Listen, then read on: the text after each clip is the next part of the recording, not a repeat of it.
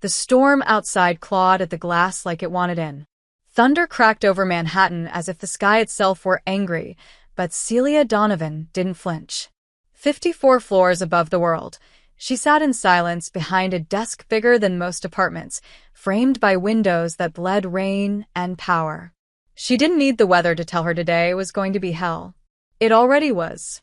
A small red folder lay unopened in front of her. She knew what was in it. She'd been warned, by her board, her assistant, her lawyer, even her therapist. Not that she listened to any of them. She never had. But this was different.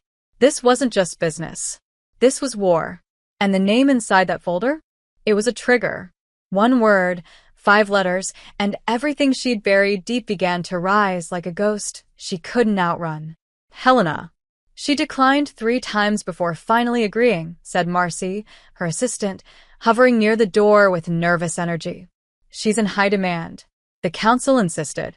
Of course they did, Celia said flatly, voice like glass. She's the golden girl. What did they promise her? Marcy hesitated. Full creative control.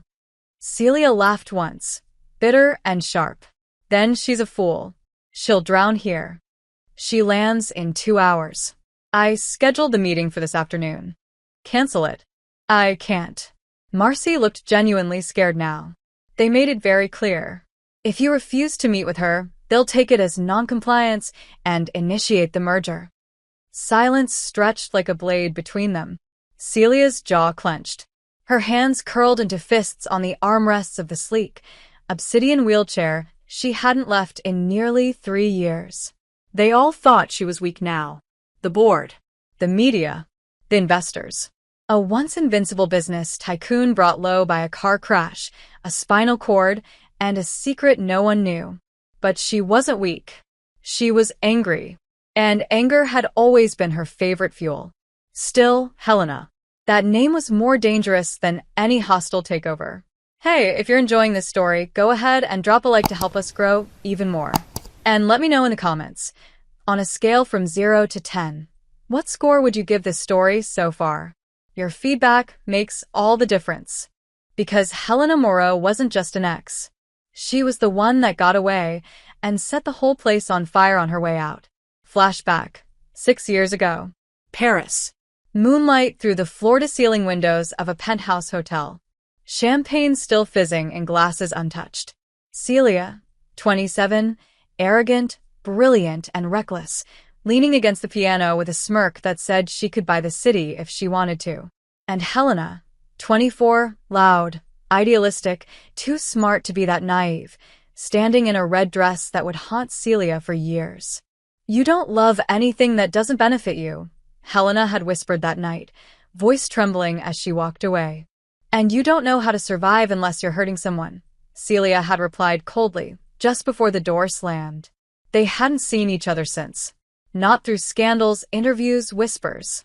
Helena had become a legend in her own right, a branding prodigy, the face behind viral revolutions, the strategist who reimagined the political landscape for 3 countries and counting. And now, for some reason, she was coming here. To New York. To her. The thought made Celia's skin buzz with something that wasn't quite rage and wasn't quite longing. It was too complicated. Too dangerous. Too late. Or, so she told herself. 3 hours later, when the elevator pinged and the glass doors opened, Celia looked up and saw her. Helena hadn't changed, and that was the problem. Same impossible cheekbones. Same confident stride. Same eyes that looked at her like they saw everything, especially the things she wanted hidden. She wore black, sleek and perfect, her coat catching in the wind like something cinematic. "Hello, Celia," she said, stepping into the office like she owned it. "Still hiding behind glass and steel, I see." Celia didn't smile. Didn't blink. "Still chasing your ego across continents, I see." Helena's mouth curled slightly. "At least I stand when I chase it." The silence after that was brutal. The air between them crackled, not just with the tension of old wounds, but something else. Heat. Unresolved and sharp. "If you're here to fix my image," Celia said icily, "you've wasted a flight. I'm not interested in being marketable." "That's good," Helena replied, dropping her coat on a chair without asking. Because I'm not here to fix anything. I'm here to take control. Celia's eyes narrowed. Try it. I dare you. Helena leaned forward, hands on the desk. I'm not afraid of you, Celia. I never was. Then you're a fool. No. I just know you. Better than anyone else ever did. Celia's throat tightened. Her fingers dug into the chair's leather. She hated how much that sentence felt like a threat. Or a promise. Or both. You'll be gone in a week, she muttered. We'll see, Helena whispered, already turning toward the window, her silhouette framed by lightning. And Celia realized something that chilled her to the bone. Helena wasn't here to fix Donovan Industries. She was here to finish what they started. Or maybe, just maybe, start it all over again. The silence between them lingered long after Helena turned away from the window. It wasn't the comfortable kind, the type that falls between people who know each other so intimately they no longer need words. No, this was loaded, tense, lethal, the kind of silence that comes after betrayal and just before war. Helena's heels clicked softly on the marble floor as she circled the office, eyes skimming across the artwork, the polished shelves, the hollow luxury that screamed power but lacked warmth. Celia's world was all control and curation still. She hadn't changed. Not on the outside. You redecorated, Helena said casually, trailing her fingers along the edge of a sculpture worth more than most houses. You didn't. Celia's voice was cool, but her jaw flexed. You're still arrogant enough to think this is your stage. And you're still cold enough to pretend you don't care who steps onto it. Helena turned slowly, eyes sharp. But I know better. Celia's stare was unflinching. You don't know me anymore. I know who you were, Helena said, walking toward her now. And I know how much of that woman still lives in you, even if she hides behind titanium and denial. Celia flinched inwardly, but refused to show it. If this is your idea of branding strategy, it's pathetic. This is my idea of setting boundaries, Helena replied. Because if we're doing this, there are rules. This isn't a relationship, Helena. It's business. That's rule one then, Helena said, stepping closer, too close. We don't pretend it's just business. Celia's breath caught, just for a second. Her chair gave her the illusion of distance, but the truth was, Helena's presence still hit her like a storm. Her scent, her confidence, the way she looked at her like she was both challenge and temptation, it made everything harder. Celia wasn't used to feeling small, but around Helena, she always had. Not because of weakness, but because of truth. You were supposed to stay in Paris, Celia muttered, voice low, almost bitter. You were supposed to disappear. Funny, Helena said, tilting her head. You were supposed to care enough to come after me. The words landed like a slap. Celia swallowed it down. She wouldn't give Helena the satisfaction of knowing how close she was to the truth. I had more important things to deal with, she said. Clearly. Helena's gaze dropped, intentionally, to the wheels of Celia's chair. It wasn't cruel, it was curious. Honest. Like she wasn't afraid to look at the part of Celia that no one else dared acknowledge. You didn't even call, she added softly. When the news broke. When they said you might never walk again. Not once. Celia's eyes darkened. I didn't need your pity. It wasn't pity, Helena whispered. It was rage. That you wouldn't let me be there. That you still thought I was the enemy. Celia's lips tightened. You were. I left because I loved you, Helena snapped, her voice cracking for the first time. Because I knew you'd choose power over us, and I couldn't watch you destroy yourself chasing something that was never going to fill the void. Don't pretend it was noble, Celia said, her tone sharp now. You left because it was easier than staying. No, Helena said, her eyes suddenly glassy. I left because I was already gone. You pushed me out one cold moment at a time. You made it impossible to stay. A heavy silence fell again, but this time it was different. Softer. More dangerous. Celia turned her chair slightly, angling herself away as if that would protect her from the past crawling back in. You said you were here for control. So take it. Do what you need to do. Just stay out of my way. I'm not here to sabotage you, Helena said. But I'm not here to save you either. You don't want that. You never did. No one can save me, Celia said quietly. Not anymore. Helena stared at her for a long time. You think your legs are the only thing that stopped working? You haven't let anyone close in years. Celia didn't answer. She couldn't.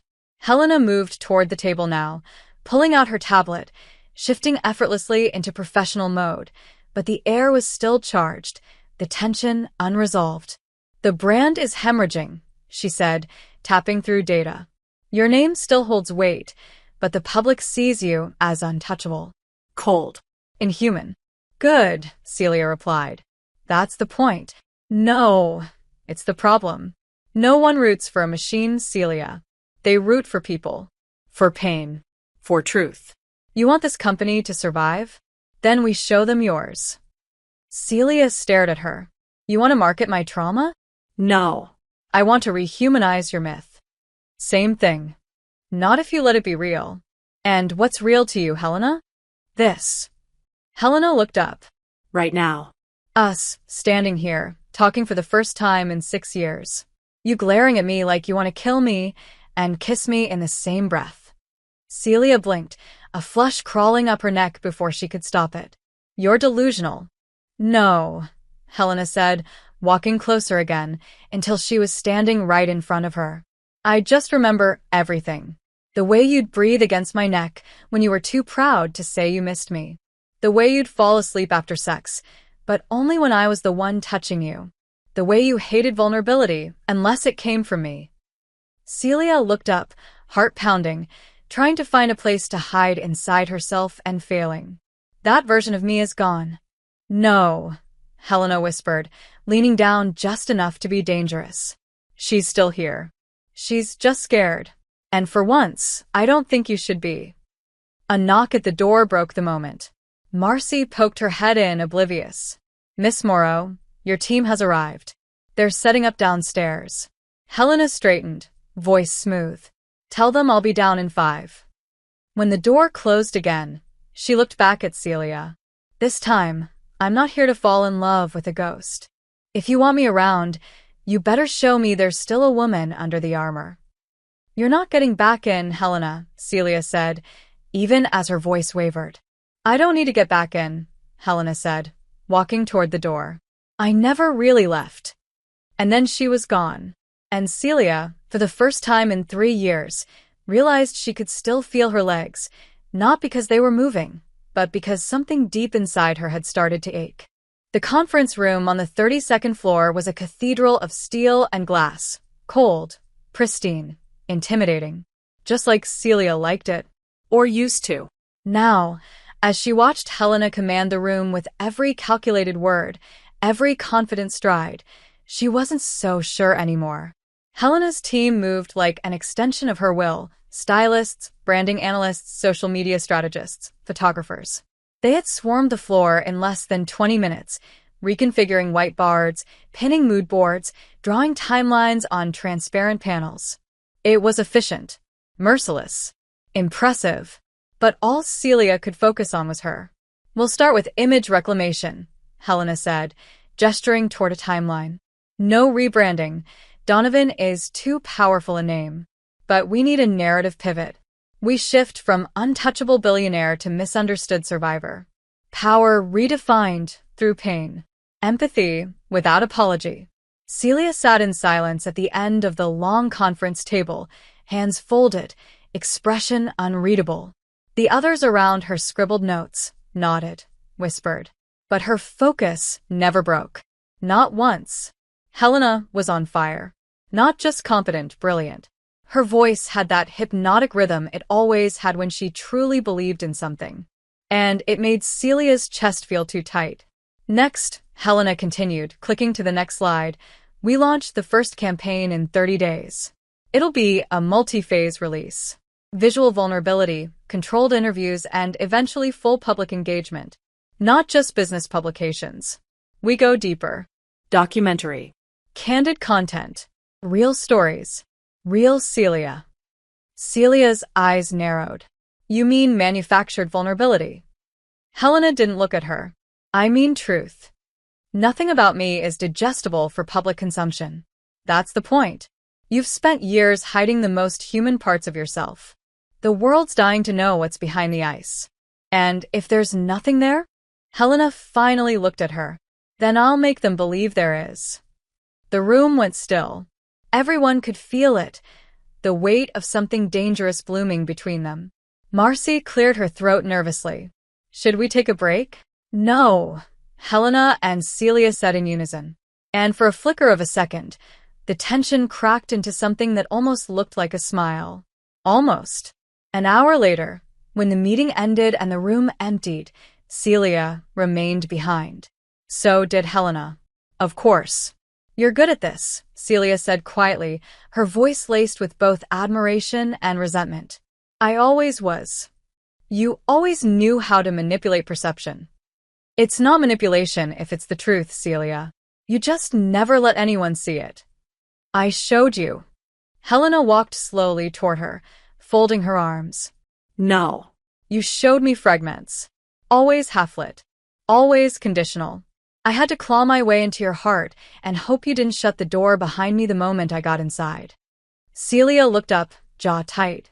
You left before I could. I left because you never gave me a reason to stay. That's a lie, Celia snapped. You had every reason. Power isn't a reason. Being needed isn't the same as being loved. And you think I didn't love you? Helena exhaled sharply, pain flashing across her face. I think you loved control more. And I wasn't something you could control. Celia looked away, but Helena didn't stop. You said no one can save you. But the truth is, you don't want to be saved. You want to be worshipped. Untouchable. Unbreakable. But you were broken, Celia. And instead of reaching for me, you shut the world out. Celia wheeled toward the window, staring out at the storm clouds still rumbling over Manhattan. I broke my spine, Helena. I lost everything. You didn't lose me. Not until you threw me away. Celia turned back slowly, her voice low and trembling. You think this chair is the worst thing that's ever happened to me? Helena's eyes softened. I think losing yourself was. For a moment, neither of them said anything. The weight of all their unsaid words hung heavy in the room. Then, slowly, Helena walked over and crouched in front of her, not condescending, not pitying. Just human. Just there. This isn't about the chair, she said gently. It's about everything you've built around it. The walls. The armor. The silence. Celia looked down at her. At the one person who ever saw through her. And for the first time in years, her voice cracked. I don't know who I am without it anymore. Helena reached out, slow, deliberate, and rested her hand lightly on Celia's knee. A touch so simple, so intimate, it made Celia's breath hitch. Then let's find her again. Together. No pretending. No power games. Just truth. Celia didn't respond. Couldn't. Her chest was too tight, her throat too raw. But she didn't pull away either. And that, maybe, was something. That night, Celia stayed late in her office, unable to focus. Her mind kept circling back to Helena, her scent, her eyes, her touch. The things she said. The things she didn't. She hadn't realized how long it had been since someone had touched her without flinching, without asking, without fear. She wheeled into the elevator and descended to the private garage. But as she reached her car, she stopped. Helena was there, leaning against a sleek black sedan, arms crossed, illuminated by the soft golden lights like some cinematic illusion. Were you following me? Celia asked. No, Helena said. I was waiting. For what? To see if you'd run again. Celia swallowed. And if I am? Helena stepped closer, the air between them electric. Then I'll chase you. Again. Like I always did. Why? Because I never stopped wanting you. And you've spent so long pretending you don't feel the same, it's almost believable. I don't, Celia whispered, but her voice betrayed her. Helena smiled, slow and devastating. Then prove it. And before Celia could answer, Helena leaned in, her hand braced lightly on the car door, her lips inches from Celia's.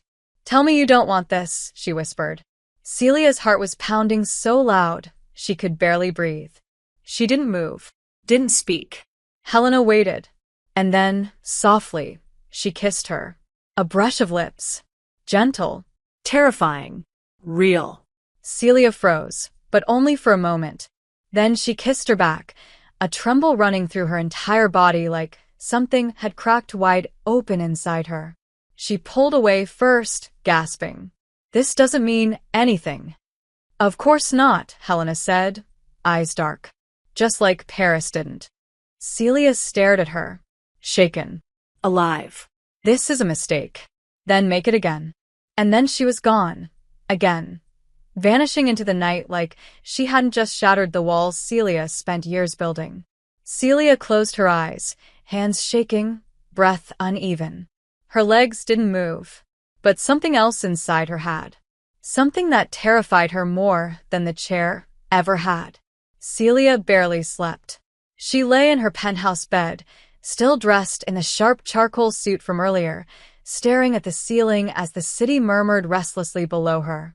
Her mind spun, wild and stubborn, looping the moment like a curse, Helena's lips against hers, Helena's voice whispering, "Then make it again." That kiss hadn't just been a lapse. It had cracked something open. And now, everything she'd locked away for 6 years spilled out like blood from an old wound. The next morning, she was colder than usual. Sharper. When she arrived at the office, Marcy flinched at the chill in her eyes. "Tell Helena to keep her distance today," Celia said without looking up. "No meetings. No one-on-ones. I have actual work to do." "She's already in your office," Marcy muttered. Celia stopped. "What?" She said you'd say that. "She said to tell you. You don't get to run anymore."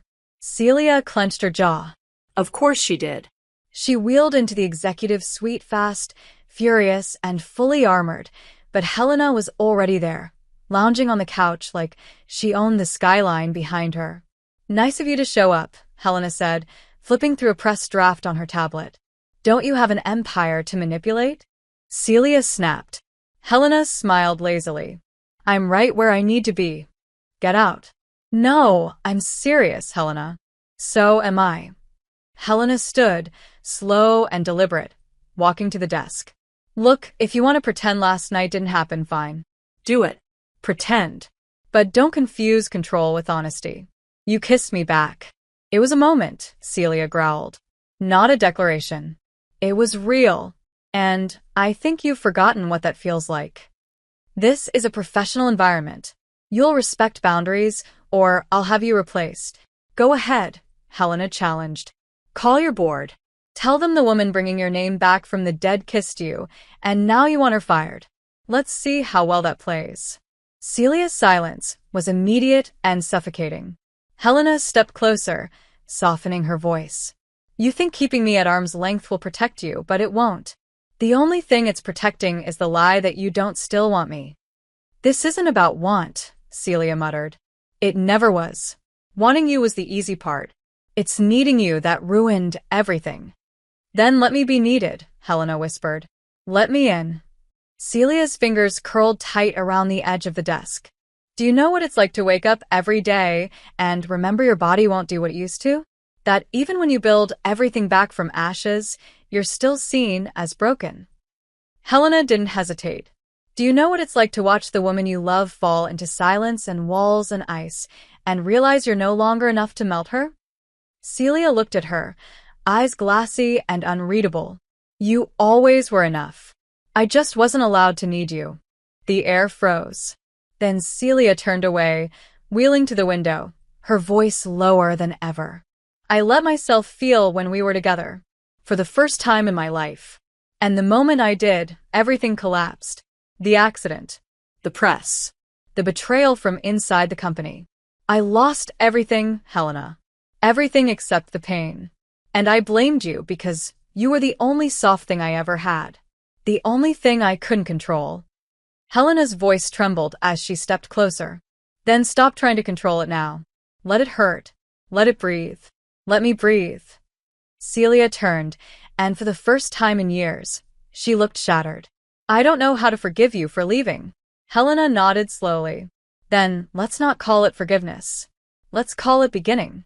Something shifted between them again. This time, Celia didn't stop it. That night, they ended up in the same penthouse they once called sanctuary. Helena sat on the couch, barefoot, sipping wine from the same crystal glasses that had once held confessions and arguments, and everything in between. Celia watched her from the armchair, legs still, heart not. Do you remember Paris? Helena asked.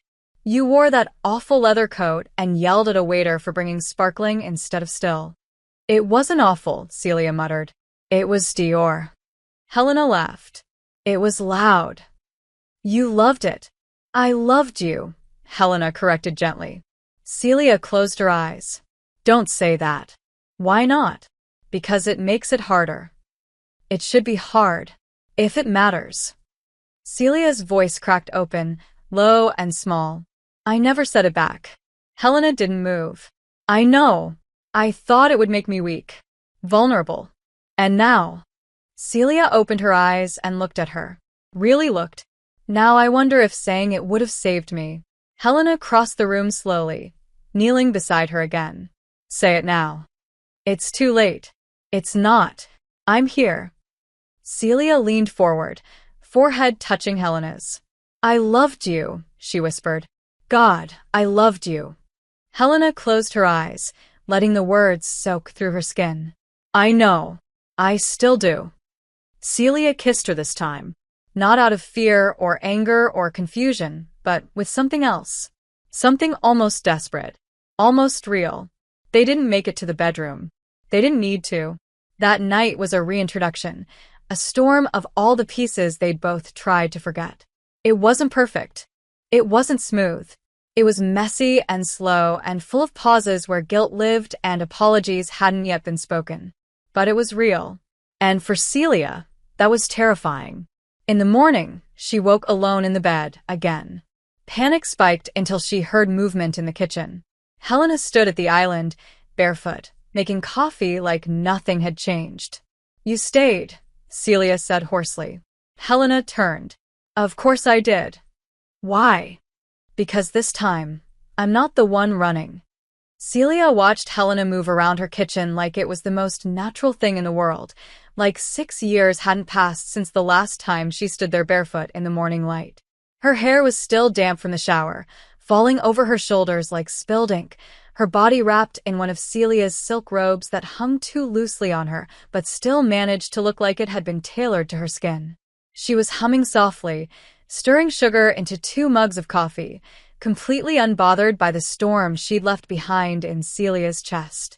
You don't get to act like this is normal, Celia finally said, voice rough from sleep and disbelief. Helena turned, eyes bright. What's not normal? Morning coffee after a night together? I seem to recall that being a recurring tradition back in the day. That was before, Celia snapped. Before I broke. Before you left. Before we became whatever this is. Helena walked over and placed the mug gently on the table beside her. Celia, if we're going to pretend none of this means anything, I need you to lie better. Because last night was a mistake, Celia interrupted. But it didn't come out as sharp as she wanted. It came out cracked. And Helena heard it. Right, Helena said quietly, stepping back. A mistake you kissed me through. A mistake you begged for. A mistake you still haven't stopped thinking about. Celia closed her eyes, jaw clenched. You make everything messy. No, Helena said, voice low. I make everything real. You hate that. Because real means you don't get to hide. I can't afford to be real, Celia hissed. Not in this world. Not in this body. I show one fracture, and they eat me alive. So you'd rather rot behind glass than be seen bleeding? Celia slammed her cup onto the table, eyes blazing. You don't understand what it's like. To lose control of your own body. To be treated like a warning sign. To hear the whispers about how the company would be better off without its crippled CEO. You left before the worst of it, Helena. You don't get to show up now and act like you get to help me heal. Helena stood in silence, the air between them blistering. Then, softly, she said, "I don't want to heal you, Celia. I want to love you. Again. If you'd let me." The words hit harder than anything else had. Celia's breath caught. Her eyes burned. "You should hate me," she whispered. "I do. Sometimes. But it doesn't kill the part of me that still wants to know if there's anything left of us worth fighting for." Celia turned her head, staring out at the city skyline. "You're not going to stop, are you? Not until you push me away for good. And maybe not even then."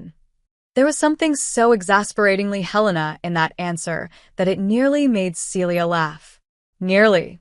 But she didn't. Instead, she wheeled herself into the bedroom without another word. And Helena didn't follow. Not that time. The next few days were a dance of avoidance.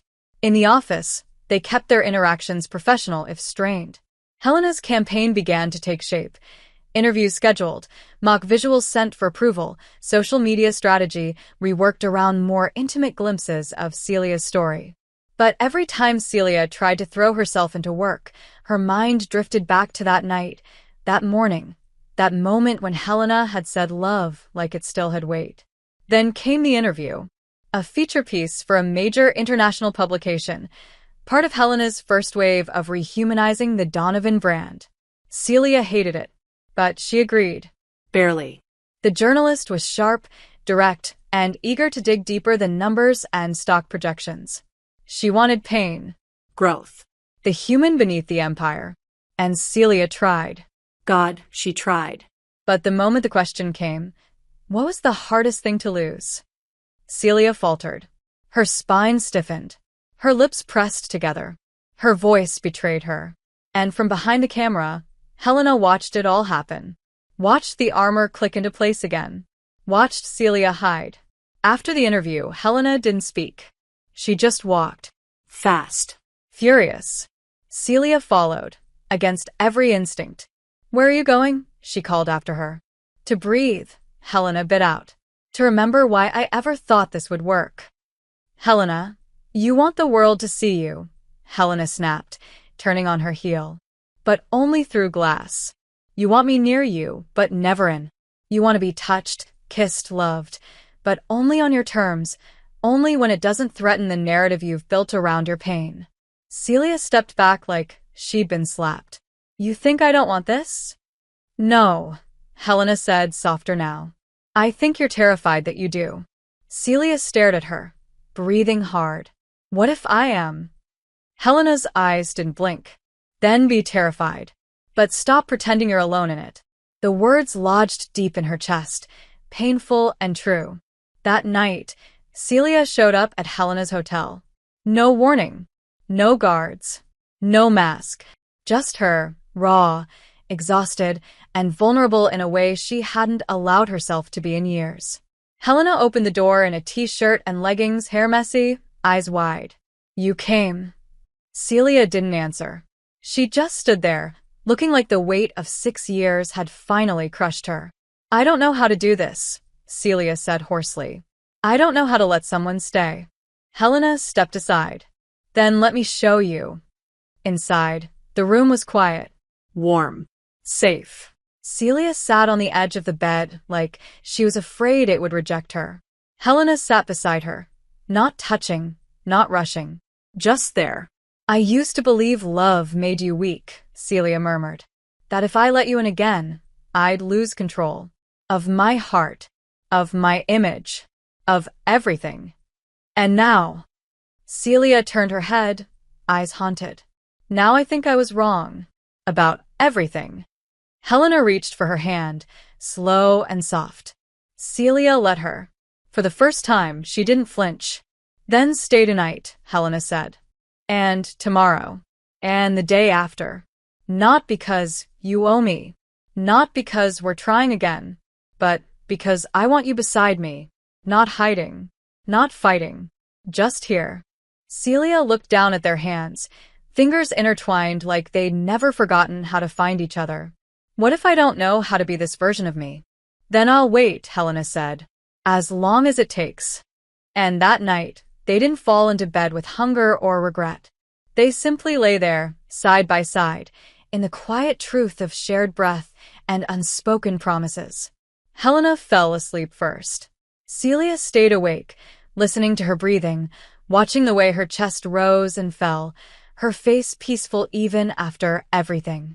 And in the dark, Celia whispered a secret to the ceiling. "I'm scared, but I think I'm starting to feel again." And for the first time in years, it didn't feel like weakness. It felt like hope. The morning light spilled through the wide hotel windows like gold poured over the floor.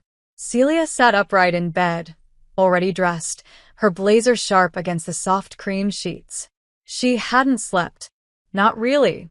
Her body had rested, but her mind had remained alert to Helena's warmth beside her, to the quiet rhythm of her breathing, to the fragile silence they'd allowed to settle between them like a fragile thread neither dared to cut.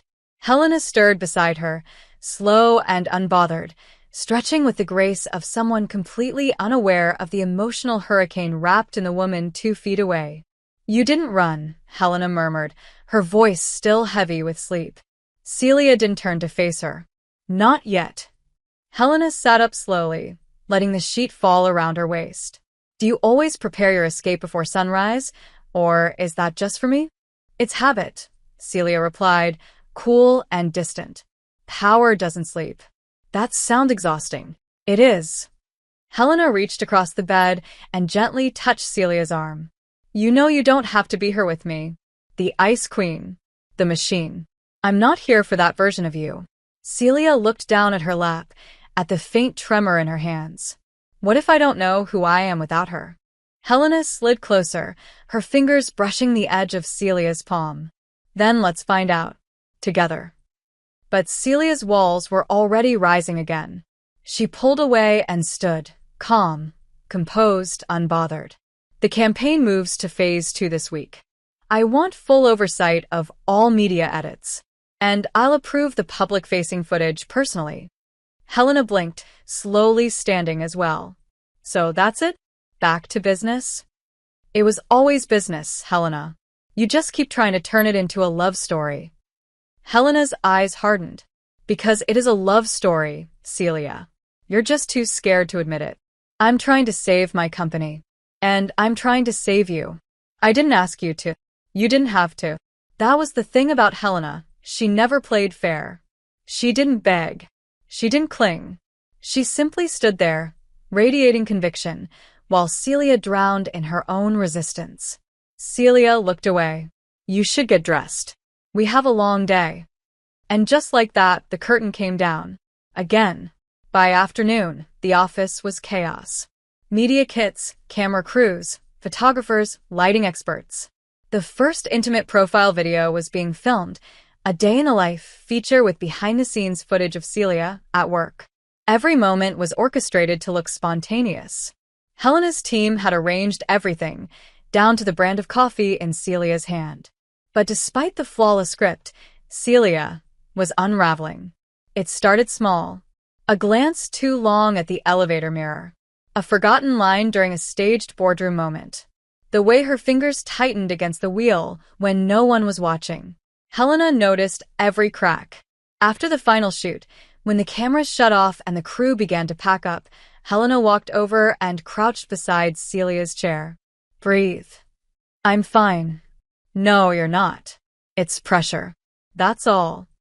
Helena reached up and gently touched her shoulder. "It's pain. And fear. And you don't have to carry it alone." Celia looked at her, eyes dark. "You don't get it, Helena. This chair isn't what broke me. It's what revealed how easy it is to be forgotten. You think letting you in again is about pride, but it's not. It's about fear. Because if you walk away this time, I don't know if I'll survive it." Helena didn't blink. "Then I won't walk away." "You did. And I've hated myself for it every day since." Celia's voice cracked. "Then why does it still hurt?" "Because what we had was real. And real things don't vanish. They bruise. They echo." Celia closed her eyes, swallowing hard. "Do you know what it feels like to sit in a room full of people and realize not one of them sees you anymore? Not the real you. Just the title. The symbol. Or worse, the tragedy." Helena stood slowly, brushing Celia's hair behind her ear. Then let me see you. Just you. And if I fall again, then I'll catch you this time.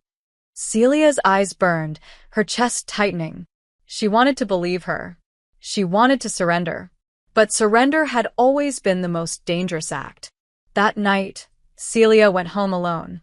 She needed the space, the silence. Her penthouse felt colder than usual, but she told herself it was necessary. Control first, emotion later. She poured herself a drink and stared out at the skyline, wondering if Helena was looking at the same horizon. The next morning, she received an email from the board. One of the stakeholders had leaked financial documents to the press, suggesting the company had been hiding instability for over a year. Panic ensued. Shares dropped. Media exploded. And just like that, the campaign turned into crisis management. Celia called for an emergency meeting. Her team gathered, confused and frantic. And when Helena entered the room, her calm presence felt like a life raft. "What do we know?" Celia asked, voice like steel. 3 articles pending release, Helena said. 2 already leaked. 1 in Europe, 1 local. Both paint you as incapable, emotionally compromised, and out of touch. They're tying it to your disability. A deadly silence followed. Celia's eyes turned to stone. Who gave them the files? We're investigating. How long until the board pulls my authority? Not long. Then we go public, Celia said. We speak before they do. We own the narrative. Helena nodded. Agreed. But it can't be a statement. It has to be you. Raw. Real. Live. Celia froze. You mean on camera? Yes. No scripts. No edits. You, telling your story. Showing them exactly who they're underestimating. Celia looked like she might say no. But then she exhaled, long and slow. Set it up. The following evening, Celia sat in front of the camera. Alone. No lighting crew. No stylists. Just her, the skyline behind her, and Helena behind the lens. She stared into the camera like it was a weapon. And then she began. 3 years ago, I nearly died. A car crash. A spine. A future I never saw coming. I lost my ability to walk. But that wasn't the real injury. The real injury was losing who I was when no one was looking. I became a symbol. A cautionary tale. Or worse, a ghost. She paused. Her voice trembled. But I'm still here. Not because I'm unbreakable, but because I was broken. And I rebuilt myself. Not perfectly. Not cleanly. But honestly. She looked directly at the lens now. And I'm not going anywhere. When it ended, there was silence. Helena stood behind the camera, tears in her eyes. You were perfect. I was real, Celia whispered. Helena walked to her and cupped her face, eyes fierce. And that's all I've ever wanted from you. They didn't kiss. Not yet. But they stood there, forehead to forehead, breath shared, the edge between them melting slowly into something dangerous and sacred. Celia knew the world would come for her in the morning. But tonight, she had already won the battle that mattered most. She had shown herself. And Helena was still here. The video went viral within 3 hours. It wasn't a flashy campaign. There was no background music, no strategic editing, no carefully crafted corporate message. Just Celia, raw, composed, unfiltered. And for once, the world didn't see a billionaire in a glass tower or a broken woman in a chair. They saw someone human, someone powerful in her vulnerability. The flood of responses was immediate. Comments poured in by the thousands, some supportive, some skeptical, but nearly all of them watching. The media pivoted from scandal to redemption arc. Headlines changed tones. Investors panicked less. The board stayed quiet for now. Celia sat in her office that night in the dark, the only light coming from the massive screen on the wall replaying the live stream for the 3rd time. She didn't know why she kept watching it. Maybe to prove to herself that she'd actually done it. That she hadn't flinched. That the woman staring into the camera really had been her. Helena entered without knocking. She never knocked. Never had. Celia didn't turn, but she heard the familiar sound of her heels slowing near the couch. You broke the internet, Helena said softly. Not sure that was the plan. It wasn't, but it worked. Celia finally looked over her shoulder. Helena looked different tonight. Less war paint, more softness. Jeans, a loose sweater, hair tied up carelessly. She looked like the woman from their old life. The one who used to lie across Celia's piano in Paris and debate philosophy just to annoy her. Why does being honest feel like surviving a war? Celia murmured. Helena walked toward her. Because you spent your whole life preparing for battle. And you finally realized not every enemy is outside you. Celia looked back at the screen. It felt like standing naked in a hurricane. And you didn't break. I don't know what comes next. Helena smiled. Then we write the next part. Celia's eyes drifted to her face, searching for signs of doubt, but found none. You were right, she said quietly. About what? That I was afraid. That I still am. Helena sat beside her, close but not touching. I'm afraid too. Of what? Of you letting me back in just to push me out again. Celia's breath hitched. I don't want to push you away. Then don't. Celia looked at her, lips parting like she might say something, but instead she reached for Helena's hand. Slowly. Carefully. Their fingers laced together like muscle memory. And for the first time in weeks, maybe years, Celia didn't feel cold. Not on the inside. What happens if the board moves against me anyway? Celia asked. Then we fight them. And if they win? Helena turned fully toward her. Then you'll still have me. The simplicity of it struck like a lightning bolt. Not conditional. Not strategic. Just truth.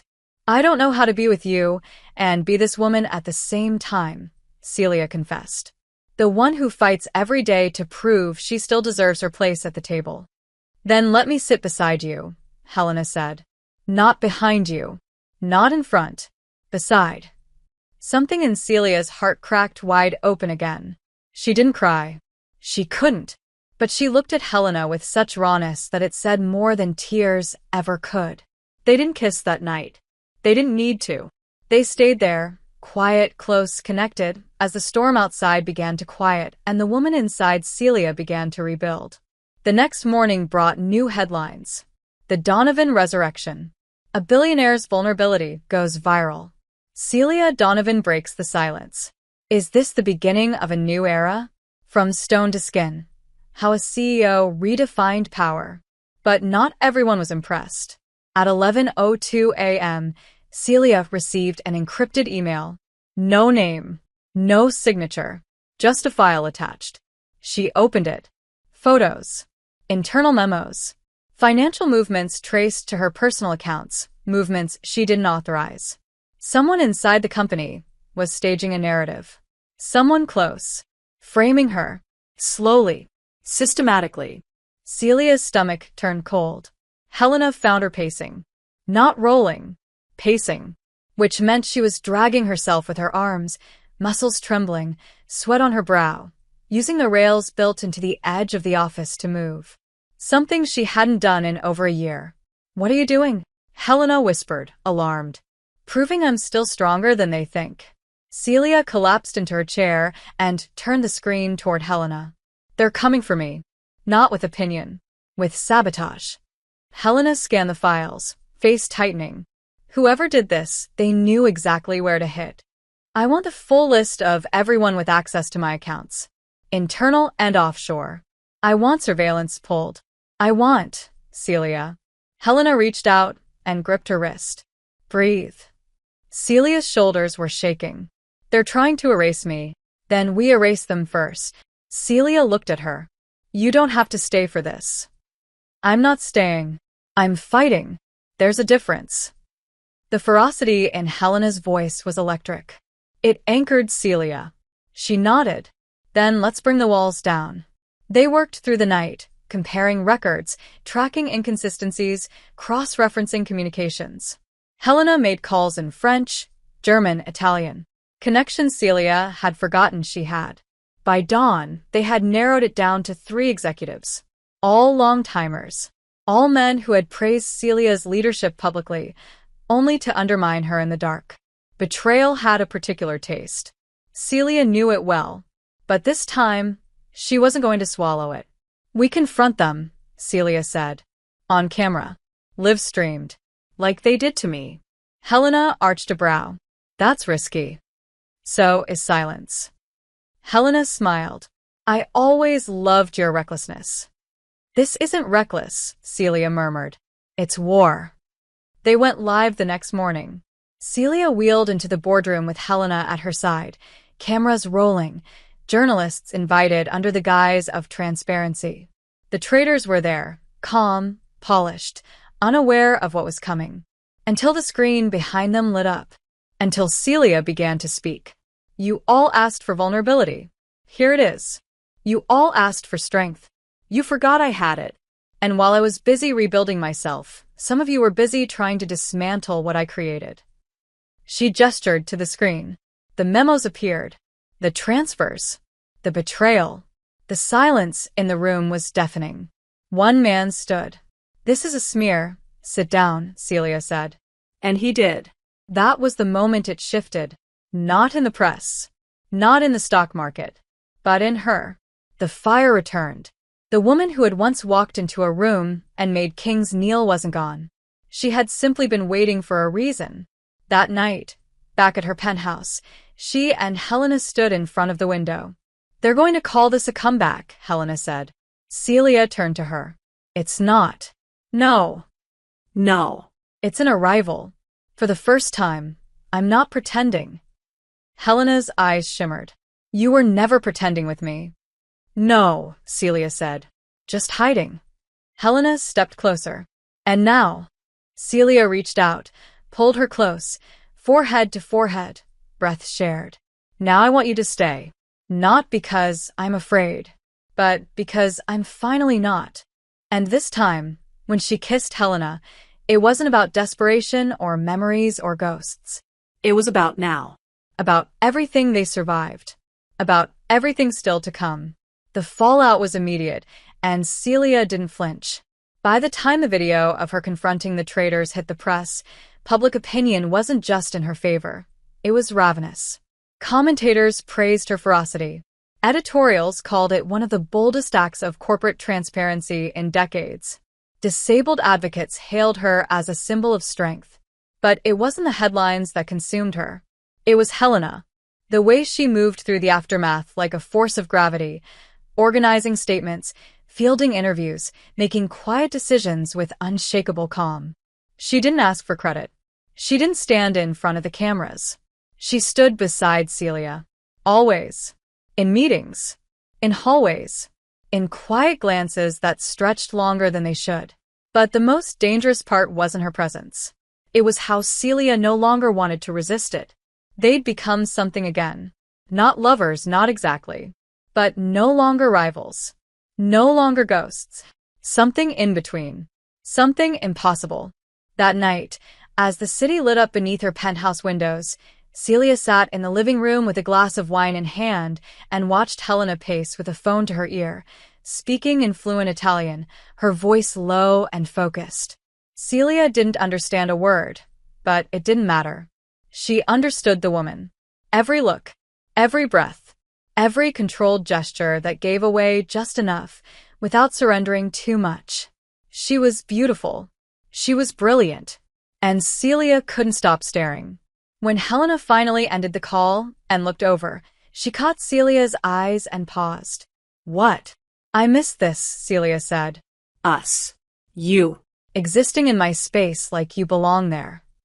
Helena walked slowly to the couch and sat beside her. "Do I?" "Yes," Celia said, more quickly than she meant to. Then softer. "You always did." Helena's eyes searched hers, something vulnerable flickering behind them.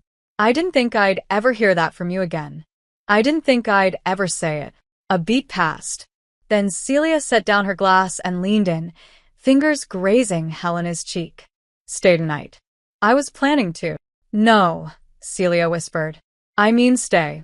As in stop pretending this is temporary. Stop acting like we're one disaster away from falling apart again." I don't want to survive you twice. Helena's throat moved as she swallowed. Celia, I've done the cold thing. The control. The armor. And all it got me was an empire that nearly ate me alive. But you're the only thing that ever made it feel worth it. I don't need to be the reward at the end of your storm, Helena said gently. I need to be in it with you. Not just when the world is burning. Even when it's quiet. Celia nodded. Then let it be quiet. Let it be now. And this time, when they kissed, it wasn't a negotiation. It wasn't guilt. It was a full surrender. Celia let her fingers tangle in Helena's hair. Helena gripped the back of her neck. It wasn't frantic or rushed. It was deep, slow, reverent. The kind of kiss you only give when the second one feels inevitable. They didn't make it to the bedroom. The living room became their sanctuary. The couch. The floor. The city blinking behind them like a silent witness.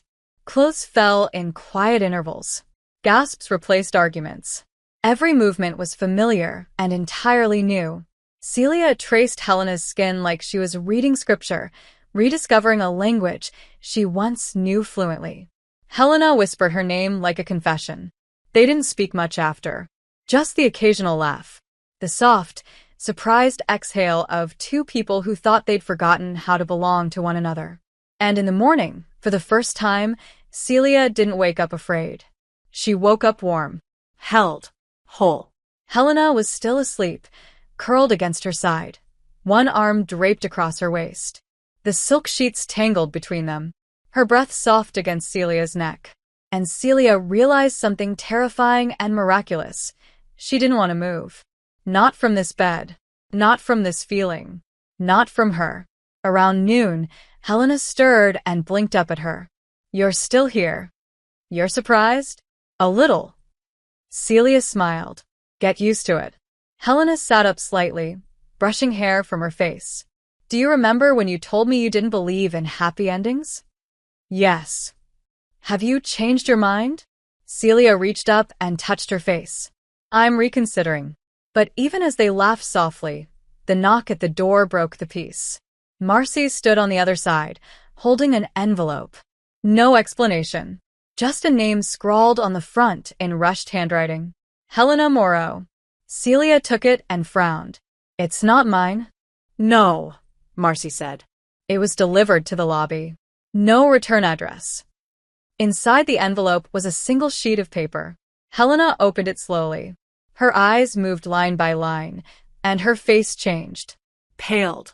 Hardened. What is it? Celia asked. Helena said nothing. Just handed her the page. It was a letter. Handwritten. No signature. No threat. But every word was soaked in venom. It referenced Paris. 6 years ago. Details no one else should know. And it ended with a warning. She'll destroy you again, just like she did then. And this time, you won't recover.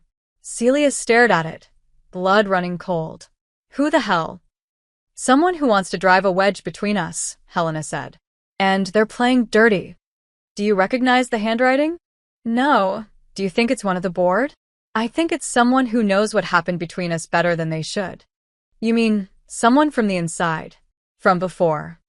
Celia looked at her, voice low. We buried that. Years ago. Not well enough. Silence stretched between them. Not the comforting kind. The kind that meant something was coming. What do we do? Celia asked. Helena folded the letter slowly. We tell the truth. Not just to them. To each other. About Paris. About what really ended us. Celia's chest tightened. Are you sure you're ready? Helena looked at her. Eyes clear and steady. I was always ready. You're the one who ran. Celia nodded, slowly. Then maybe it's time I stop. Paris had always been a city of illusions. The light made everything look softer. The architecture whispered promises. Even the pain wore perfume. But when Celia landed at Charles de Gaulle with Helena beside her and the letter still burning in her purse, none of it felt romantic. It felt like returning to the scene of a crime. They didn't speak much during the flight. Both of them had agreed. If they were going to find out who sent the letter, they had to return to where it all started. Celia had made the arrangements quietly. No press, no assistants, no distractions. Just the two of them, retracing the steps of a story neither of them had ever finished telling. Their car took them through streets that hadn't changed in 6 years, past bookstores Celia remembered from quiet mornings and restaurants that had once been the backdrop to whispered arguments. It was haunting, beautiful, dangerous. We shouldn't be here, Celia muttered as the hotel came into view. Their hotel, the one where everything had unraveled. We need to be, Helena said calmly. You said you were ready to stop running. So stop. Celia clenched her jaw but said nothing. The suite looked exactly the same. Same floor-to-ceiling windows. Same grand piano. Same heavy curtains and impossible chandeliers. It was like walking into a memory frozen in time. Except now they were older, sharper, broken in new ways. Helena walked across the room and opened the minibar, pulling out 2 miniature vodkas. We'll need this, she said, tossing one to Celia. Celia caught it, didn't open it. Who do you think sent it? Helena leaned against the window. I have 3 guesses. All of them ugly. One of them, Mathilde. The assistant? Celia frowned. She idolized you. She thought she did. Until the night I left. She saw everything. More than I realized. Celia looked down. She wasn't the reason you left. No, Helena said quietly. You were. Celia nodded once, slowly. Then let's talk about it. You first. Celia moved toward the piano. She didn't sit. Just rested her hand on the lid, the same one she'd closed that night, 6 years ago, with too much force and too little grace. You accused me of loving control more than I loved you. And you were right. Helena said nothing. Just listened. But I didn't push you away because I didn't love you, Celia continued. I pushed you away because you made me feel too much. Because for the first time, I wasn't the smartest person in the room. I wasn't the one with the upper hand. You leveled me. And that scared you. It destroyed me. Celia turned, her voice cracking. I thought if I kept my distance, I could keep my edge. My position. My power. I didn't understand that you were the one thing grounding me. And when you left, everything fell. Helena walked to her, slow, deliberate. That night, I almost didn't go. Why did you? Because I heard you on the phone. With your father. Celia stiffened. You were listening? No. You left the balcony door open. Celia closed her eyes. That conversation. One she'd buried. You said I was a distraction. That I made you vulnerable. That you'd handle me soon. I didn't mean it like that. Did you mean it at all? I was trying to convince him I was still in control, Celia said, ashamed. He'd been questioning my judgment, threatening to cut ties if I didn't refocus. And I panicked. I said what he needed to hear. But not what I needed to hear. Celia opened her eyes. No, you never told me you loved me. I didn't think the words would fix it. They wouldn't have. But they would have mattered. Celia looked at her, eyes filled with regret. I'm sorry. Helena nodded, swallowing hard. I know. For a moment, the silence wasn't heavy. It was healing. They stood close. Close enough to remember. Close enough to ache. What about you? Celia asked. Why didn't you fight harder? Helena hesitated. Because I didn't know if I was fighting for us or against you anymore. You'd become someone I couldn't recognize. I didn't leave to hurt you. I left to protect the version of me that still believed in love. Celia stepped forward. Do you still believe? Helena didn't answer with words. She reached out, gently cupping Celia's cheek. Celia leaned in, eyes closing, breath hitching, but before their lips met, a soft knock sounded at the door. They froze. Then Helena moved first. She opened it to reveal a familiar figure, Mathilde. Older, sharper, her expression unreadable. I thought you might come back here, she said, stepping in without waiting for an invitation. Celia stood straighter. Was it you? Mathilde turned to Helena. You shouldn't have left like that. You disappeared. No explanations. And she, her eyes cut to Celia, pretended like you never existed. Do you have any idea what that did to the people who believed in you both? You sent the letter, Celia said. It wasn't a question. I wanted you to remember, Mathilde said coldly. I wanted her to remember what happens when you get too close to fire. Helena stepped between them. You crossed a line. You crossed it first, Mathilde snapped. The two of you destroyed something bigger than just a relationship. You were icons. You were a vision. And instead of rising together, you imploded. And the world watched. I watched. So you threatened us? Celia's voice was sharp now. You try to sabotage my company? No, Mathilde said. But I wanted to remind you of what you abandoned, of the people you forgot when you walked away. Helena's voice cut like steel. You don't get to rewrite the story. You don't get to weaponize our past. Then write a better ending, Mathilde said. Or repeat the same mistakes. And then she left. Just like that. Silence returned. But this time, it didn't suffocate. Celia turned to Helena. You okay? I will be. You know she's right about one thing. Which part? We were a vision. And we let fear ruin it. Helena nodded slowly. Then let's not let fear write the rest. They left Paris the next morning. No fanfare. No headlines. Just the two of them, sharing quiet glances on the plane, fingers brushing occasionally. It wasn't fixed. It wasn't easy. But it was honest. And sometimes that was the first step to forever. Back in New York, the city didn't pause to welcome them. It never did. It moved on as if Celia and Helena hadn't just returned from digging their hands into the grave of a past that nearly ruined them. The skyline blinked, the traffic screamed, the stock market ticked. But something had shifted. Celia could feel it in the way she moved through her office now, slower, more present. She didn't flinch when employees looked her in the eye. She didn't dodge Helena's hand when it brushed hers in the hallway. She didn't apologize for being softer than she used to be. Or stronger. Helena returned to her role seamlessly, but the air around her was different too. Less guarded. Less combative. More intimate. The board had quieted. Investors stabilized. And yet, for Celia, the real threat had always been inside her. And that was what she was facing now, quietly, ruthlessly, every time she chose not to run. That morning, she sat on the terrace of her penthouse in a robe, hair undone, drinking coffee she'd actually made herself. Helena sat across from her, barefoot, legs tucked under her, reading the paper with one hand while holding a blueberry with the other, which she occasionally tossed into Celia's mouth with a lazy flick of amusement. You're distracting me, Celia muttered after missing one. You used to love distractions. I used to think love was the distraction. Helena looked up. And now? Now I think it's the only thing that ever made me pay attention. Helena set the paper down. We're different. You mean we're growing? Is that what this is? It feels like it. A pause. Then, gently, you're scared.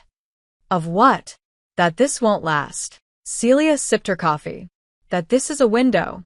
And it'll close. And I'll still be here. With everything. But without you. Helena stood, crossed the small space between them, and sat on the armrest of Celia's chair. I'm not going anywhere. You did once. And I regretted it every second. Don't make me say it again. Say what? Helena leaned down, her lips at Celia's ear. That I love you. Present tense. Not as a memory. Not as a cautionary tale. As a choice. Every day. Celia closed her eyes. The words didn't terrify her anymore. Not the way they once had. But they cracked something tender inside her. A door that had been bolted shut for years. She turned her face and kissed Helena's wrist softly. Then stay. All the way in. Don't just orbit me. Come crash into me. Helena smiled. Finally. That night, they didn't just sleep together. They slept together. No barriers. No secrets. Celia didn't flinch when Helena traced the scars along her lower back. Helena didn't hesitate when Celia whispered the nightmares she still had, about wheels that wouldn't turn, elevators that wouldn't open, voices telling her she was finished. You're not finished, Helena whispered. You're just getting interesting. Celia laughed, quietly. You always did like broken things. No, Helena said, kissing her collarbone. I like powerful things that remember what it's like to be fragile. You, Celia Donovan, are a masterpiece of contradiction. For the next few days, they were inseparable. Work. Home. Long walks through the city, with Helena pushing the chair like it was an extension of her own body when Celia got tired. It wasn't pity. It was partnership. They didn't post about each other. Didn't make announcements. They just were. Until the gala. It was the event of the year, an annual benefit hosted by Donovan Industries. And this one, more than any other, mattered. Because it was the company's way of signaling that the scandal was over. That Celia was not only in charge, but stronger than ever. It was also the first time they would appear together publicly since the fallout. Since everything. As a couple. Or something dangerously close to one. Celia's gown was midnight blue. Open in the back, the scars beneath her shoulder blades peeking like a secret she no longer tried to hide. Her hair was up. Her gaze lethal. Helena wore red. Bold. Classic. And when they entered the ballroom together, Celia's hand on Helena's arm, Helena's other hand resting gently on the back of Celia's chair, every head turned. The cameras clicked. The whispers began. Celia leaned in and said, "They're going to talk." Helena smiled. Let them. The night was a blur of speeches, toasts, tight smiles. But Celia's focus never drifted far from Helena. Every time she looked across the room, Helena was watching her. Not like a trophy. Not like a lover. Like an equal. Like someone who had seen every version of her and stayed. And then the final speech arrived. Celia took the stage alone. She didn't look at her notes. She didn't rehearse. She simply stared out into the crowd and said, "You've seen me fall. You've seen me bleed. Now you'll see me rise. Not because I have something to prove, but because I finally know who I am when the walls are gone." Applause. A standing ovation. But none of it mattered until she rolled off stage and Helena was waiting at the bottom of the steps. "You made it look easy," Helena said softly. "It wasn't. I know. But I did it." "You did." Celia stared at her. The noise of the ballroom faded. What if this is it? The moment everything shifts. Helena leaned down, her lips a breath from hers. "Then hold on to it." And Celia did. She kissed her. In front of everyone. No shame. No hesitation. No press strategy. Just a billionaire who couldn't walk and the woman who gave her a reason to want to stand again.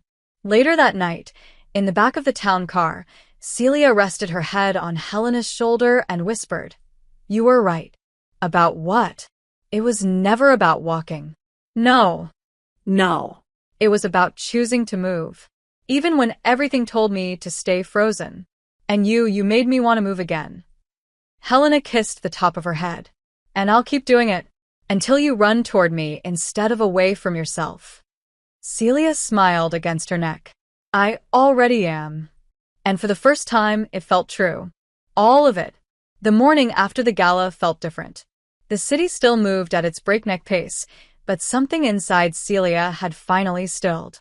Not in a stagnant way, more like a storm that had spent years twisting at full force and had now decided, at last, to rest. Her name was trending for all the right reasons. Not as a scandal, not as a symbol of pity or speculation, but as a woman who had stood in front of the world, exposed, and still held her crown. Headlines didn't call her cold anymore. They called her commanding. Survivors sent her letters. Journalists praised her authenticity. And the photos, oh, the photos. Her midnight gown. Helena's red dress. Their kiss. The ballroom frozen in shock as two women defied every unspoken rule and rewrote the story in real time. And yet, the real moment hadn't happened on stage. It had happened after. At home. When the makeup was off, the heels were gone, and Celia stood barefoot in her bathroom, staring into the mirror. She didn't recognize herself. Not in a bad way. In a new way. In a way that scared her and thrilled her. Helena appeared behind her silently, wrapping her arms around her waist. You look like you just met yourself for the first time. Maybe I did, Celia murmured. Do you like her? Helena asked, resting her chin on Celia's shoulder. I think I could learn to. Good. Because I've loved her this whole time. Celia turned slowly, pulling Helena closer. Stay with me today. No work. No meetings. No scripts. You mean a day off? I mean a day on. With you. With me. With whatever this is. Helena smiled. God, I love this version of you. The unpolished one. Careful, Celia said, eyes gleaming. You might start to like her too much. I already do. They spent the day in the kind of silence most people dream of. No tension. No pressure. Just laughter. Casual kisses. Ordering too much food. Sitting in Celia's massive kitchen in robes with no shame. They watched an old French film on the projector. Helena fell asleep against her shoulder.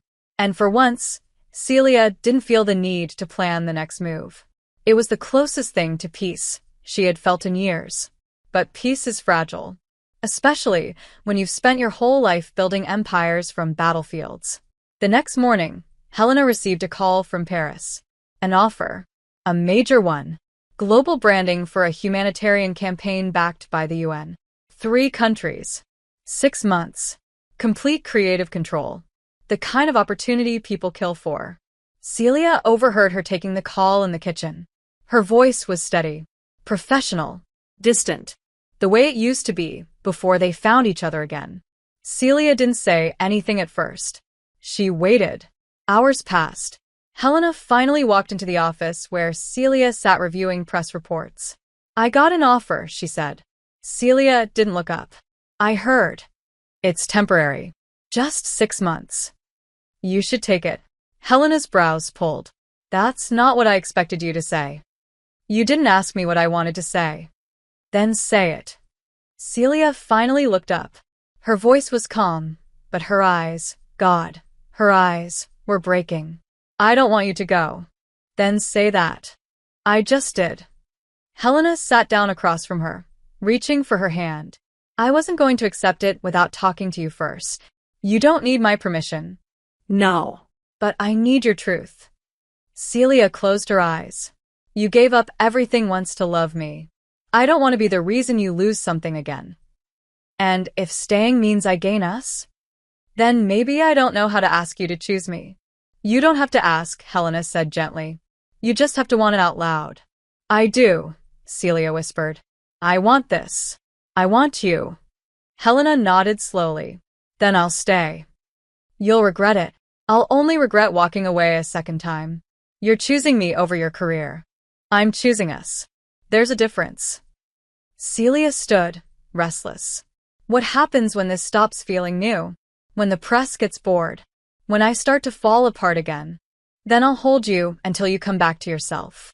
You make it sound so easy. It's not, but it's worth it. Celia's shoulders dropped. I don't know how to be loved without giving something up in return. Helena stood too. Then stop trading love like it's currency. This isn't a negotiation, Celia. It's a surrender. And I'm right here, ready to fall with you. Celia stepped forward, chest against Helena's, forehead resting against hers. You're everything I never thought I deserved, and you're everything I've never stopped wanting. Their kiss was slow. Not urgent. Not desperate. Just deep. Real. Grounded. But later that night, when Helena lay asleep beside her, Celia stared at the ceiling, her mind no longer still. What Helena didn't know was that Celia had received a call too. From her doctor. A new therapy. Experimental. Aggressive. Painful. Risky. A small chance, tiny, that it could trigger neural response in areas previously considered dormant. It wasn't a cure. Not even close. But it was movement. A chance. A question. One Celia didn't know how to answer. Not yet. She hadn't told Helena. Not because she didn't trust her, but because she didn't know what it would mean to want something so badly again. She looked at her sleeping lover, the way her lashes fluttered in dreams, the way her breath caught slightly when Celia brushed her shoulder. She had everything Everything she thought was lost. But that small, dangerous spark was back now. The one that whispered, what if? What if she could stand again? Not just metaphorically. What if she could walk across a room, toward Helena, into something new? The thought terrified her, because wanting had always been the beginning of pain. But this time, it might be the beginning of hope. Celia didn't tell Helena the next morning. Or the one after that. She woke early, earlier than usual, her body stiff, mind sharper than it had been in weeks. Helena always slept late when they were alone, tangled in the sheets like her body trusted the stillness Celia had learned to resent. She watched her sometimes, memorizing the curve of her neck, the rise and fall of her breath, the way she reached out in her sleep, instinctively searching for Celia's hand. Celia would give it to her, quietly, like a secret. But the one thing she hadn't given her yet was the truth. The email from her doctor sat unopened on her phone. She already knew what it said. They'd gone over the protocol in the call. The therapy was brutal. High risk. Physically and emotionally draining. No guarantees. A few patients had shown small signs of progress, minor nerve response, slight muscle twitching, momentary feeling in areas long thought numb. Most, though, experienced nothing but pain and exhaustion.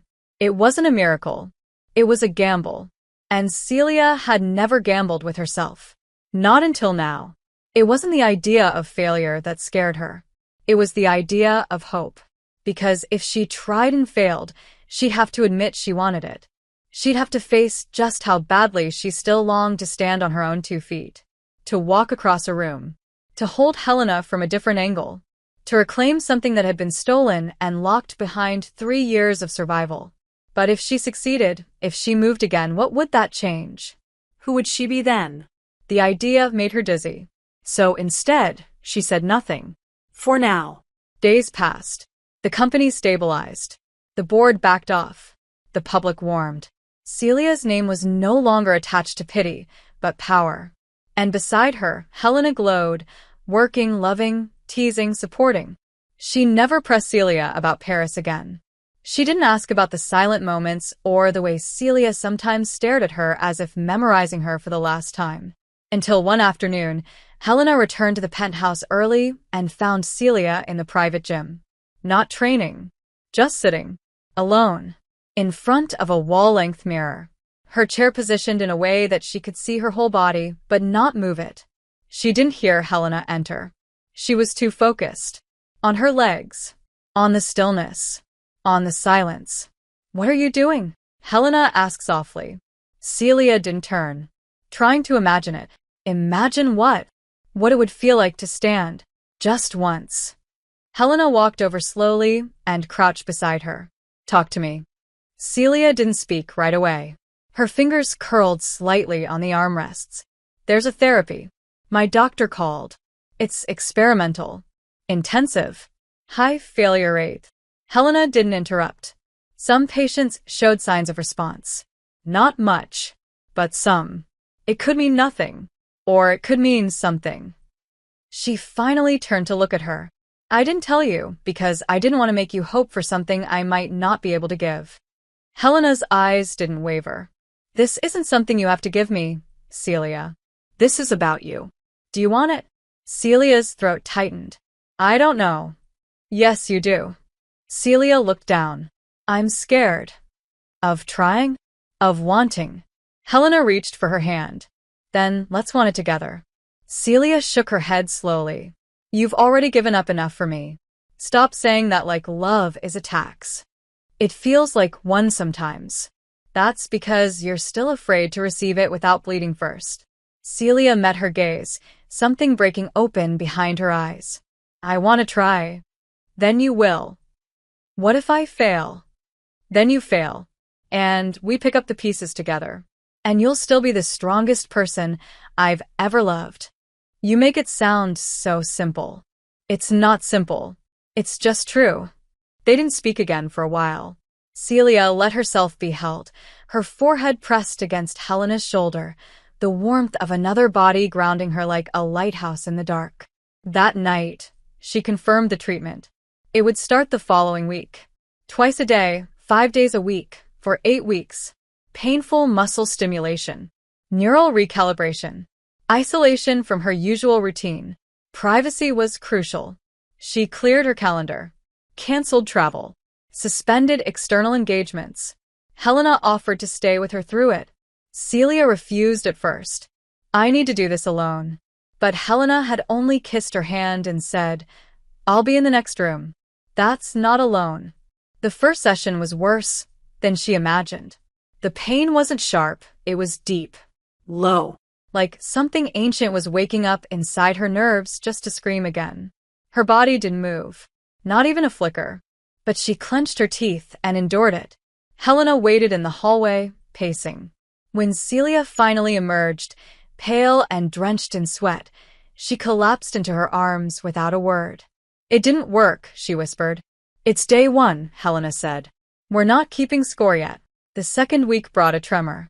Her left leg. Barely visible. But it was there. A flicker. A breath of motion. And Celia broke down. Not in agony. In awe. I felt it, she gasped. I felt it. Helena kissed her like she was holding the sunrise in her mouth. Then we keep going. The weeks passed. Each session carved a deeper hole into Celia's strength, but also into her belief that maybe, just maybe, this wasn't the end of the story she thought she'd been handed. One night, during week 5, Celia woke up at 3 a.m. Her legs still unmoving. Her body exhausted. Her heart pounding. She crawled out of bed with her arms, dragging herself toward the bathroom, determined. She didn't want Helena to wake. She didn't want to be watched. At the doorway, she reached for the wall, tried to pull herself upright. Her arms trembled. Her spine screamed. But she moved. Only an inch. Only a moment. But she rose. Not fully. Not with grace. But she felt the pressure in her legs. The weight. The memory of standing. And then she fell. Hard. Loud. Helena was there in seconds, barefoot and wide-eyed. Celia. Don't pick me up, Celia rasped. I need to feel the floor. Helena dropped beside her. You're bleeding. It's nothing. You stood. Celia looked up at her, stunned. Did I? You did. I didn't think I could. Helena's hand found hers. You didn't have to. But you did anyway. Celia started to cry, not from pain. From the overwhelming, unbearable truth that she was still here. That she was still fighting. That she was healing. And Helena held her on the floor, kissing her shoulder, whispering promises she would keep even if Celia never walked again. Because it was never about her legs. It was always about her heart. And that, finally, was waking up. Celia hadn't expected the silence. Not after everything. Not after the fall, the blood, the trembling weight of her body attempting to remember something it had forgotten how to do. But the next morning, the apartment was quiet. Not cold. Not empty. Just still. As if the world was holding its breath for her. Helena had left a note on the kitchen counter. Not a goodbye. Just a simple sentence in her neat handwriting. You stood. I saw you. I'm so proud of you. There was breakfast on the stove, covered still warm. The coffee was fresh. And Celia sat in the middle of it all feeling like someone had broken into her life and replaced it with something gentler, something far more dangerous. She could still feel the echo of the night before. The burn in her arms, the bite of the marble floor against her skin, the jolt of her legs remembering they were still part of her. It was barely a second. Not enough to call progress. But it had changed something fundamental. Not just in her body. In her will. She spent the day in a kind of haze, canceling meetings, letting her team manage things she once would have micromanaged to death. For the first time, she allowed the world to move without her steering it. She needed to think. To feel. To want.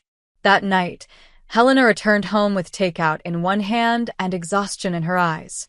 Celia wheeled to the door before she could knock. Helena blinked, surprised, then smiled. You look like someone who didn't sleep. I didn't. Too much pain. Too much hope. Helena stepped inside, setting the bags down. Hope hurts. More than anything, but it's better than numb. Celia looked at her for a long moment, then gestured to the couch. Sit with me. Helena did. And they stayed like that, side by side, the food untouched. The silence wasn't awkward. It was necessary. A breath before the next leap. I think I want to finish the treatment, Celia finally said. I want to go all the way. Helena turned to her, eyes shining. You don't owe me that. I'm not doing it for you. Or for them. Or the headlines. I'm doing it because for the first time in years, I can. Helena reached for her hand. Then I'll be here, for every step. Even if those steps aren't on your feet. I love you, Celia said. Not whispered. Not buried beneath sarcasm or pride. Just 3 words. Bare. And real. Helena exhaled, laughing softly, like she'd been waiting an entire lifetime to hear them in that tone. Say it again. I love you. Once more. Celia leaned in, their foreheads touching. I love you. They kissed. Deep and slow, like a promise. Not of a future, but of a present that was no longer running. The final weeks of therapy were brutal. The sessions pushed her beyond what she thought her body could endure. She cried. She screamed. She broke. And Helena was there for all of it. Holding water bottles. Massaging trembling hands. Sleeping in chairs beside her recovery bed. Never flinching. Never pitying. Always there. One afternoon, after a session that left her limp and pale, Celia looked at the physical therapist and whispered, Tell me the truth. Will it ever come back? The therapist crouched beside her and said simply, I don't know. But it's not about coming back. It's about going forward. Helena wheeled her back to the penthouse that day in silence.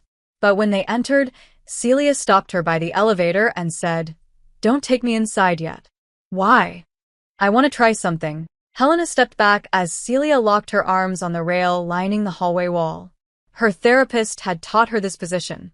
She hadn't done it alone before. Helena said nothing. She just stood there, watching, waiting, loving. Celia pulled. Her arms shook. Her shoulders burned. But her body rose unsteady, not graceful, but hers. She stood for 4 full seconds. Her legs didn't buckle. Her breath caught. And Helena's hand flew to her mouth as tears spilled without permission. Celia looked over. Are you crying? No, Helena said, crying. You're seeing things. Maybe I am, Celia said, breathless. But they're beautiful. Helena rushed to her, not to steady her, but to kiss her. To share the miracle. The private revolution. The truth. Later that night, Helena lay curled beside her in bed, tracing the edge of a scar with her fingertip. What happens now? I finished the therapy. And then, Celia smiled against her shoulder. Then I live. With me? With you. Always with you. But even in the safety of those arms, Celia felt the pressure mounting again. Not the old kind, the brittle weight of expectation. This was something newer. More urgent. Because as much as she wanted to pretend the world would leave them in peace now, she knew better. When people saw a woman rebuild herself, they celebrated. When they saw her thrive, they wanted to own her, control her, monetize her. The calls had already started. News outlets, book deals, Biopics. endorsements, interviews. They all wanted a piece of the woman who stood. Celia didn't want to be a brand. She wanted to be a person. To keep this love, this peace, this self for herself. But she also knew what power was, and how to wield it. So she began drafting a plan. Quietly, patiently. The reinvention wouldn't be about walking. It would be about choosing. Her narrative, her boundaries, her voice. She'd give the world just enough to satisfy its hunger, and not 1 inch more. Helena noticed the shift one evening, watching her type on her tablet with military precision. You're building something again. I never stopped. Will you let me in this time? Celia reached out and pulled Helena into her lap, holding her close. You're already at the center of it. And that night, as the city slept beneath them, Celia dreamed for the first time in years. Not of pain, or failure, or falling. She dreamed of dancing. A slow, impossible dance. Her hand on Helena's waist. her feet moving, her body alive. And the music wasn't from the outside world. It was coming from within her, from a heart that had finally remembered how to want without fear. It began with a letter. Not an email, not a PR proposal or a demand wrapped in false flattery. A letter, handwritten, delivered to her private office, addressed in careful ink to Ms. Celia Donovan. The return address wasn't corporate. It was from a rehabilitation center in Berlin. The letter itself was short, polite, but it said everything Celia didn't want to hear. The woman who designed the original algorithm for her company's accessibility division, the one Celia had pushed out years ago when profit demanded streamlining, had seen her video. The one where Celia stood. Not metaphorically, literally. The letter didn't blame her. It didn't ask for anything. It simply said, "I'm glad you made it. I just wonder how many of us never got the chance because you made us invisible." Celia read the letter 3 times before folding it carefully and locking it in her desk. She didn't cry. She didn't scream. She sat with it. Let it sting. Let it bruise. She'd changed. Grown. Let herself be broken and rebuilt and loved and seen. But there were still shadows in her empire. Places she had stepped on people to rise. Places Helena had never touched because she hadn't been allowed in. Until now. That night, Helena came home and found Celia standing again. Not struggling. Not shaking. Just standing. On her own. Holding the kitchen counter. Her feet firm. Her body upright. "You're beautiful like this," Helena said, stepping closer. "Not because of this. But because I know what it cost you to get here."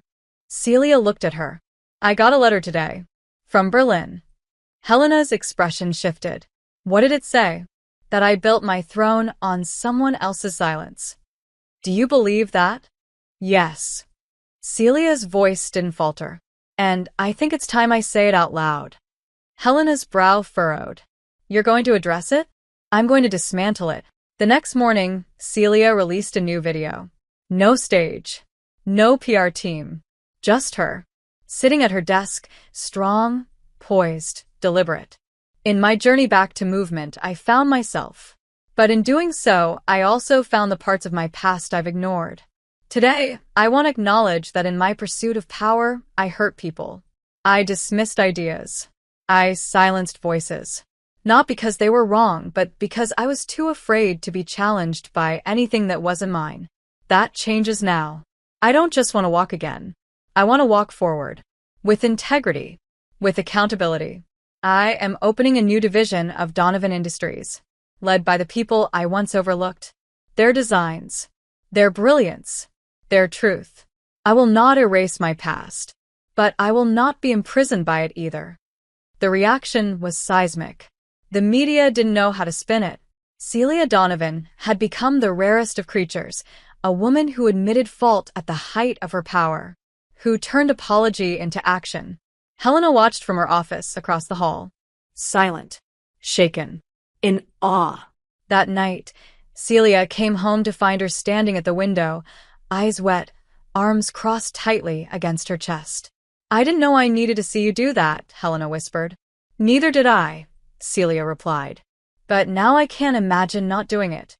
Helena turned to face her. "You've changed." "No," Celia said. "I chose."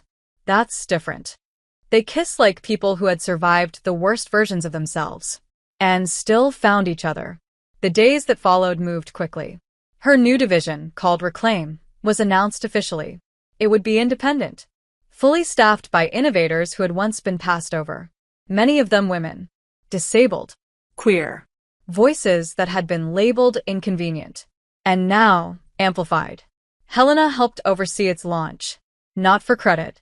For meaning. The press kept calling it a redemption arc. A rebranding. But Celia didn't care what they called it.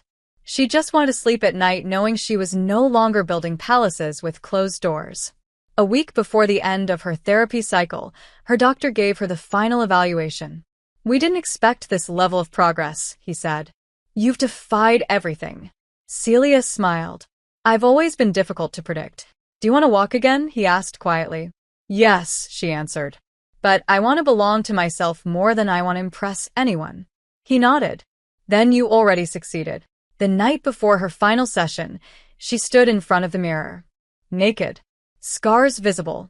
Bones sharp. Shoulders strong. She didn't suck in her breath. Didn't shift to hide the muscles that had changed shape from years of sitting. She stood. Held her gaze. Then walked 3 steps. Slow. Measured. Toward Helena, who had been watching the whole time. How long? Helena whispered. Since the mirror? 10 minutes. Why didn't you call me in? Because I wanted to arrive at you, Celia said. Not just fall into you. Helena didn't speak. She just pulled her close and kissed her with a reverence that made Celia's knees weaken in a way that had nothing to do with nerves. Later, wrapped in sheets and breathless, Celia whispered, We're almost at the end. Helena smiled. No. We're almost at the beginning. Are you scared? Terrified. Me too. Good. Helena kissed her shoulder. That means we're alive. And in the soft silence that followed, Celia allowed herself the most dangerous luxury she'd ever denied. Peace. Because now, she wasn't surviving. She was preparing. For the final step. For the public return. For the moment the world would see her not as the billionaire who broke, but the woman who rose. Not in spite of love, but because of it. The ballroom was quiet, just before the doors opened. Celia sat alone near the stage, hands folded neatly in her lap, dressed in white silk and steel. Her chair gleamed under the soft lights. Elegant, customized, and now, optional. The cane beside her wasn't for show. It was real, necessary sometimes. She'd walked into the building on her own that evening.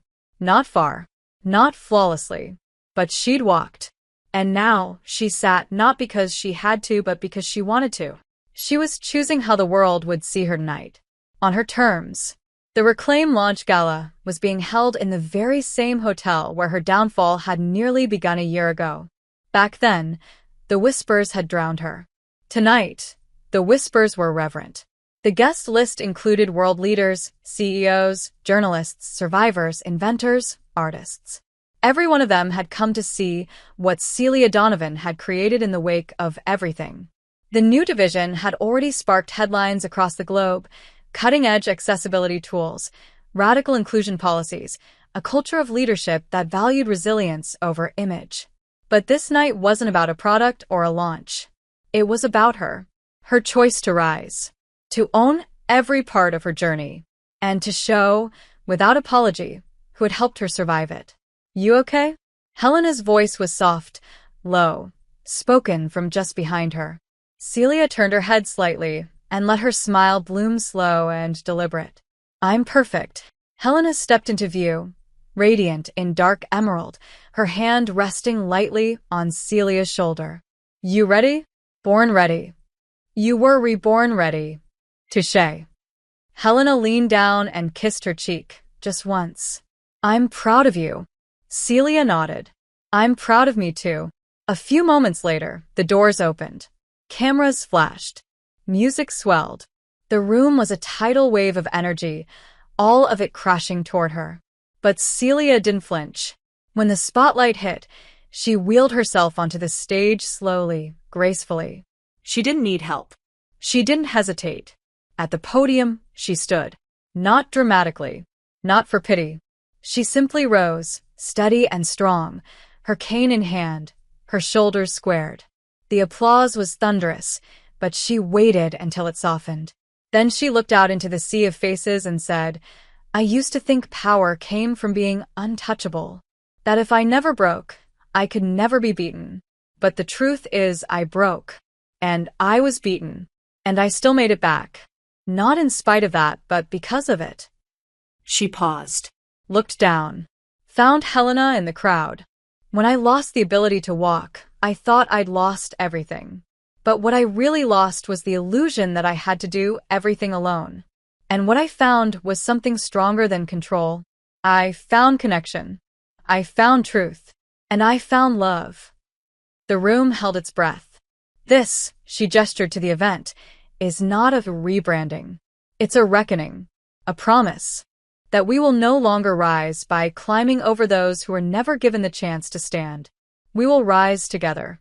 As we are. Flawed. Fierce. Whole. She stepped down from the podium slowly, carefully, without shame. The ovation lasted minutes. But the moment that mattered came after. When the cameras were off. When the ballroom had started to empty. When Helena found her by the window, watching the skyline, a champagne flute dangling loosely from her hand. "That was beautiful," Helena whispered. "You say that like you're surprised. I'm not. I'm just in awe." Celia turned to her. "Of me? Of us?" Celia stepped forward, slow, steady, deliberate. No cane, no fear, just forward. She wrapped her arms around Helena's waist and held her close. "Then let's stop looking back. You sure?" "More than ever." "What do you want now, Celia Donovan?" Celia smiled. "Everything. But only with you." Helena laughed softly. "So dramatic. You knew that about me when you fell in love the first time. And the second. And the third. And this one too." They didn't kiss. Not right away. They just held each other. Two women who had lost everything, rebuilt everything, and chosen love not as a reward, but as a companion. Later that night, in the quiet warmth of their shared bed, Celia ran her fingers down Helena's back and whispered, "Will you marry me?" Helena froze, pulled back, eyes wide. "You serious?" "I've never been more serious." "You don't even believe in marriage." "I didn't believe in healing either." And yet, Helena laughed through a sob. "Say it again." "Will you marry me?" "Yes." Celia kissed her like the world had finally given her permission to stop surviving and start living. And when the sun rose the next morning, painting the walls of their penthouse in gold, Celia stood once more. Not for the cameras. Not for the board. Not for proof. She stood to walk toward the woman she loved, barefoot, smiling, free. And for the first time, she wasn't afraid of falling. Because now, she knew, no matter what happened next, she would always have someone who would catch her. If you enjoyed this content and want to support the channel in a special way, try clicking the thanks button below. It's the one with the heart and $sign icon. With super thanks, you can make a direct contribution to the channel, which helps me keep creating awesome videos for you.